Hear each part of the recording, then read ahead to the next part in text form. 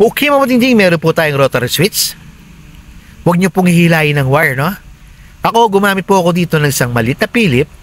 Pinasok ko muna doon bago ko po hinila yung wire. Tapos, speed 2 tayo. Pasok nyo muna bago hilayin ang wire. Ganon din po sa speed 3. Yan po ang tamang paraan para magtanggal ng wire sa inyong rotary switch. Ngayon ituturo ko naman sa inyo kung paano naman ang paglalagay.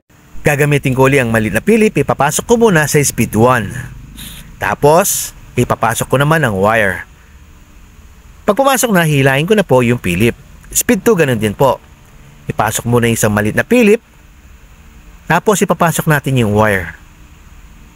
Pag pumasok na, hilahin na. Ganun din po sa speed 3. Pumasok na, hilahin ang maliit na pilip.